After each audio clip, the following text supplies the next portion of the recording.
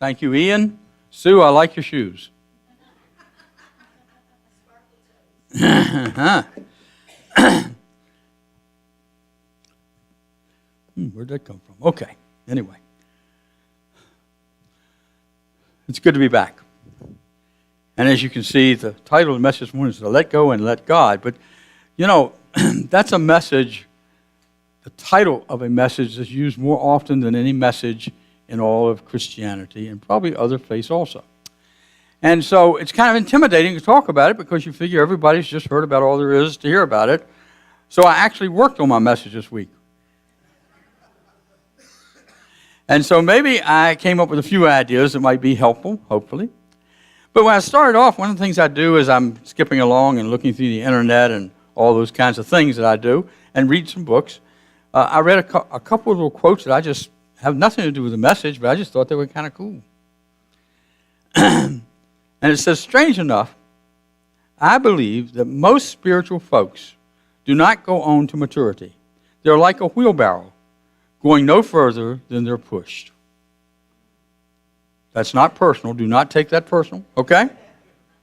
The next one you can't take personal because A.L. Todd said this, was an evangelist. He said the greatest task of the church is not only to get sinners into heaven, but also to get the saints out of bed. We say in Unity the greatest task of our ministry is to allow people to understand how to live heaven on earth.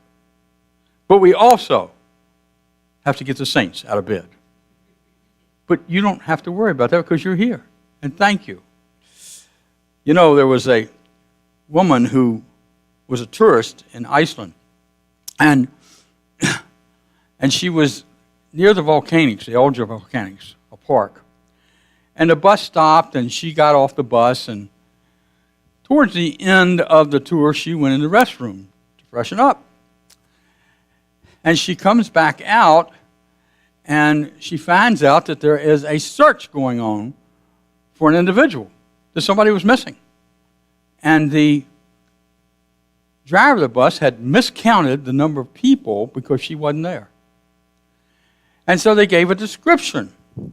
And they said, this woman who's missing is an Asian woman, about 160 pounds, in dark clothing, speaking English well. This woman joined about 50 people starting at 3 p.m., and looked for herself until 3 a.m., until she realized they were describing her. And somebody said, well, why didn't you stop us early? And she said, I didn't recognize the description. I don't weigh that much. Yeah, I got a dark outfit on. I am Asian, but I don't speak English that well.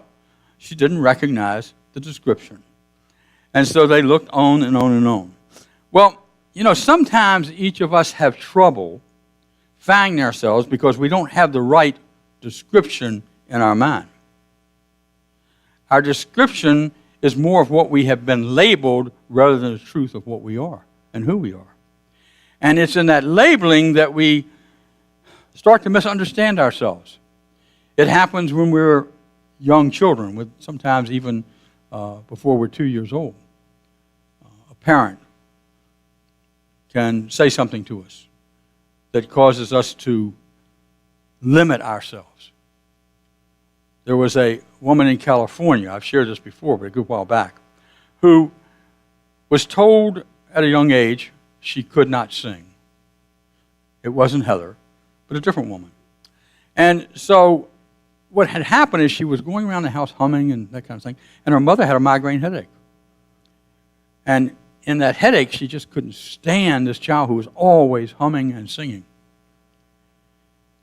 And so at about 4 years old, during a time of a migraine headache, she yelled at the child, you can't sing, stop it. You've got a terrible voice. So she stopped singing for 24 years. When she was 28 years old, she was in a congregation and she was singing.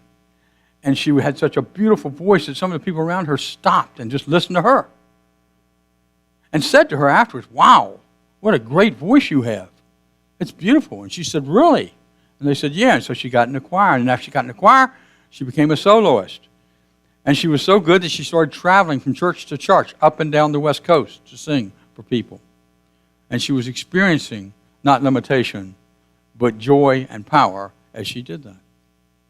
So what happens is we do get labeled. All of us get labeled. You know, when I was in high school, I was a good average student. I had a good C average.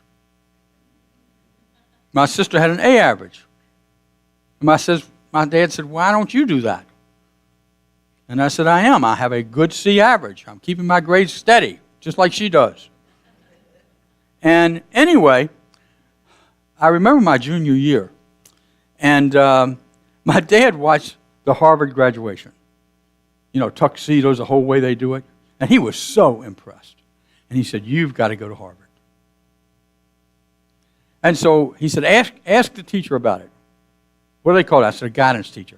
Okay, ask her. Now, in that day and time, a guidance teacher wasn't just a job that one person did. It was a job that other teachers did, and they had other jobs. And my history teacher happened to be, Peggy Saker was his name, from near Charlottesville, happened to be my history teacher and my guidance counselor. So I went to see Peggy. And I said, my dad wants you to help me investigate going to Harvard. And she went, put her head on the desk. And she just chuckled. And you know what? I was so aware that I was an average student that I didn't even take that personally. That she was right on target, okay? But something did happen. She taught also chemistry. And chemistry was also one of my less than perfect subjects. And for some reason, during that year, I really, really worked on my chemistry, and I got an A in her class.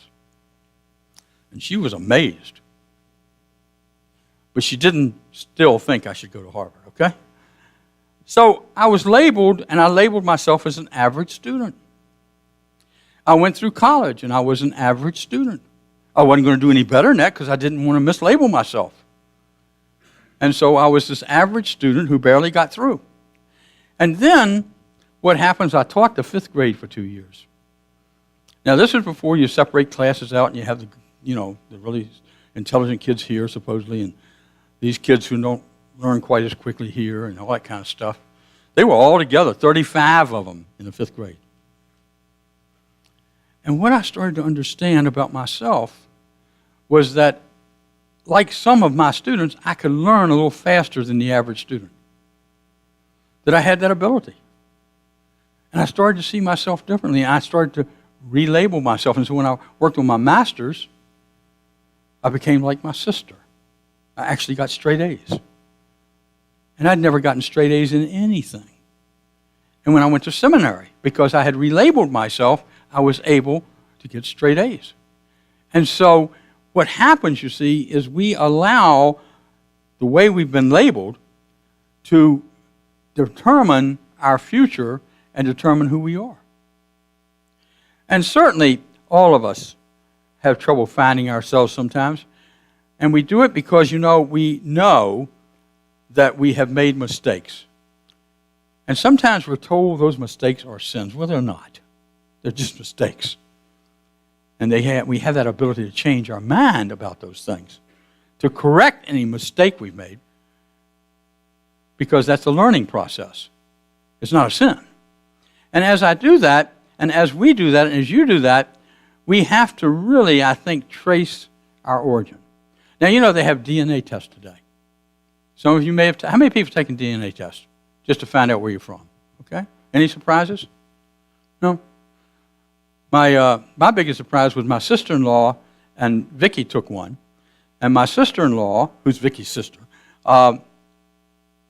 she found out that she was 98%, maybe 99% English origin. If you look at the British Isles, that's where she was from. Not Scotch, not Irish, British. I knew that because I studied some of the history of Vicki's family. And Vicki, though, and I don't even understand this, was 78% from the British Isles, and 22% from Scandinavia and Germany. And I said, well, what happened? Because you have the same mother and dad. I'm positive of that. And she said, I don't know. It just happens that way. So anyway, somewhere way back in her heritage, she found out that in her DNA that she was not 100% English. And most of us aren't 100% anything. But you see, that DNA test basically can tell us what countries maybe we were descended from and what societies we were descended from. And yet we can't find out from that the truth of who we are. Because what we have to do is we have to understand what we are. What we are.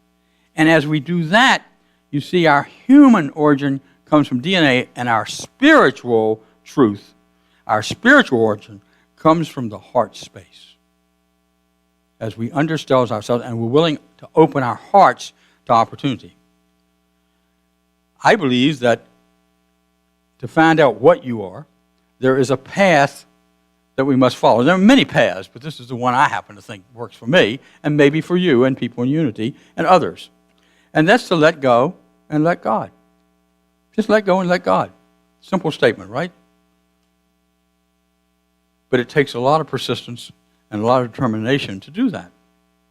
And we have to understand it. You see, let go and let God, if we look at it grammatically, is an imperative command, which assumes that you are receiving advice. That's imperative for you to follow, grammatically. And what happens is if we follow it totally as an imperative command, we abdicate our responsibility in the process of letting go and letting God. And so what we want to do is learn how to let go and let God work as me. You know, there was a story about a fellow in India who got the message, let go and let God, and everything will be okay. No harm can come to you. So he went to a village. And in the village there was, on occasion, a mad elephant. And there's nothing worse than a mad elephant in your tracks, okay? A mad elephant running through the village every once in a while. And the village people said to him, don't go out and face that elephant. He says, I have nothing to worry about. I let go and I let God. And God will take care of me, nothing to worry about. And they said, you don't want to do that. Oh yeah, no problem. I'll demonstrate it to you. So the mad elephant comes into town. He mows out to meet the mad elephant. And he says, the mad elephant is going to love me. The mad elephant is going to take care of me. The mad elephant is going to know my presence. The mad elephant had a different idea. Picked him up in his trunk and threw him against a fence, okay? Nearly killed him. So he went in meditation, and all of a sudden he heard a voice. And he said, I want to know why that happened. Why the will of God didn't persist in that case. And it says, because you didn't listen. The villagers were telling you, get out of the way of the element, and that was the Spirit of God and the will of God talking to you. See? So sometimes if we're not careful, we get so wrapped up in thinking we understand the will of God and letting go and letting God that we don't really understand what it means. So I've taken the liberty to add some things to that statement. The first one is let go and let God by knowing God. And my question to you is, how well do you know God? Or what we call God? Do you understand there's not a God? There is not an entity. There is not a person. God doesn't have ears. God doesn't see you, we call it God, as good or bad. You are accepted just as you are. That God is spirit. And spirit is everywhere present and nowhere to be found sometimes. And so here is this spirit that moves in and through you that most of us call God, as I said. And how do I understand that to be? And the question again I would ask you is, God the same for you as it was 5 years ago? Is God the same to you as it was 10 years ago? Is God the same to you as when you were a child? I doubt it, but I would say this, if it hasn't changed in the last 5 years, then you're not listening. You're not listening. Because God is not static, God is dynamic. And we have to get to know this God in a different way, in a different light, and understand how God can work in our lives in a dynamic way. You see, although God does not change, our concept and understanding and experiencing of God changes on a regular basis. And it just grows. It doesn't go backwards, it just grows. The second one is let go and let God as you release the past. You know, as we travel this path of inner transformation, we are encouraged to let go of everything, to relinquish every form of clinging, and we are encouraged to let go of every preoccupation that we have. That's called letting go of the past. We are encouraged to not limit ourselves with what happened, and we might remember it and we might learn from it. We don't just eliminate it. You can't do that. I've never met anybody who can say, oh, this happened to me and I don't remember it all. But I've met a lot of people who can say, when this happened to me, here's how I feel. And here's how I feel today, and it's different. Because when I say it, there's no emotion attached with it. There's no stuff attached with it.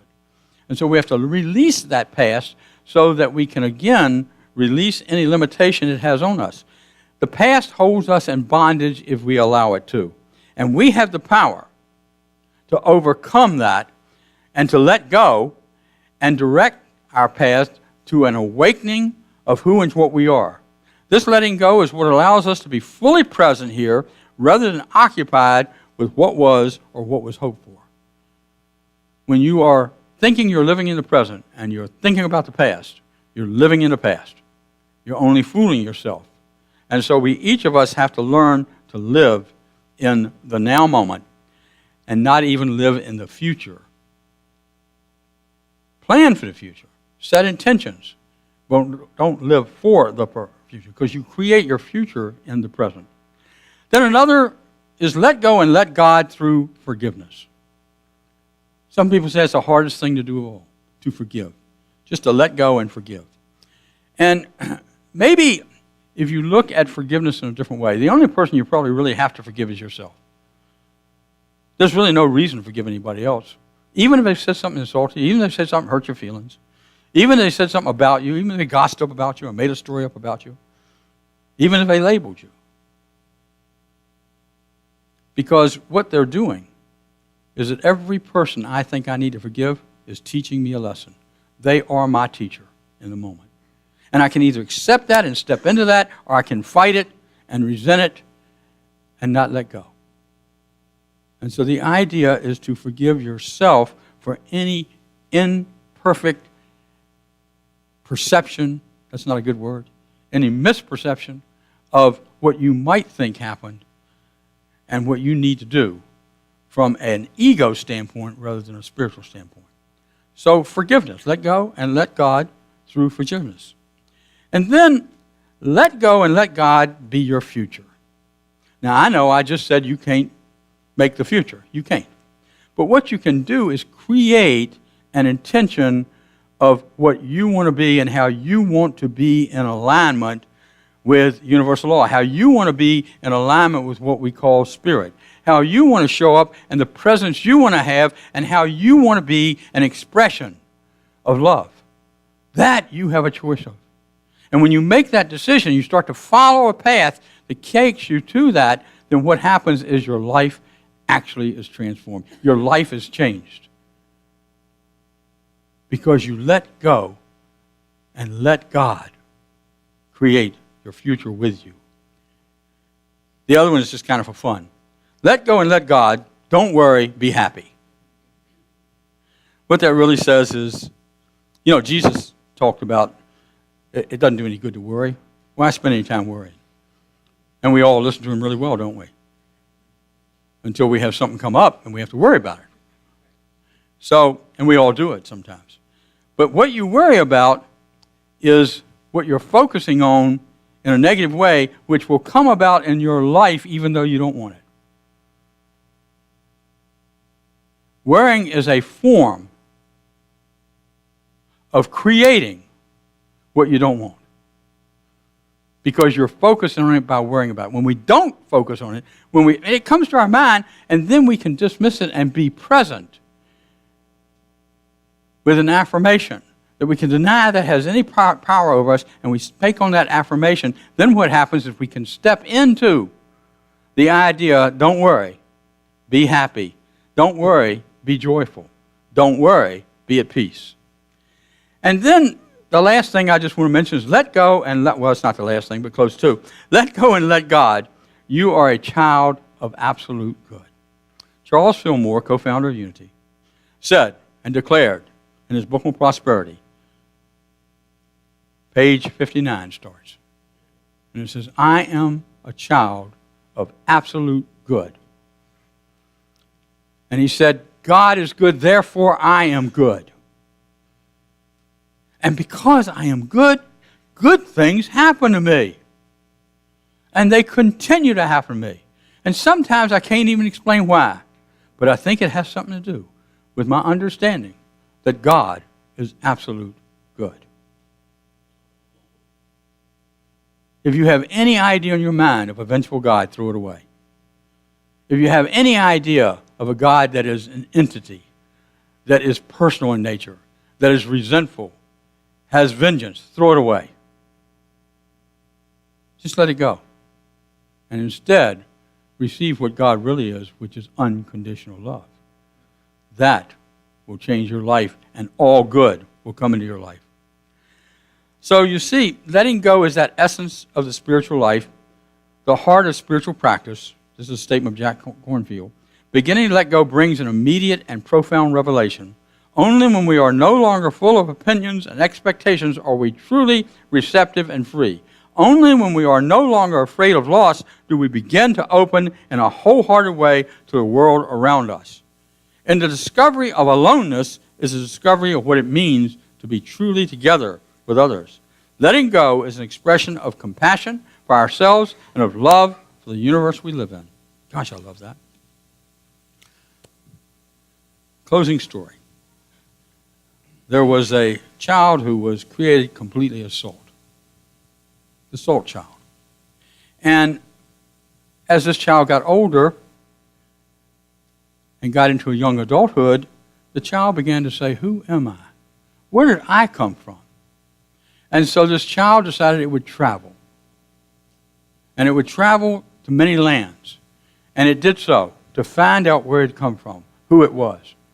And as it traveled, it went to the salt mines. And yet nothing happened. I'm not a salt mine. I didn't come from the salt mines. I know that. And went to other places, and nothing happened. And then one day, this salt child ended up on the shore of a beautiful ocean. And on that shore of that ocean, this salt child's heart opened up and jumped, literally.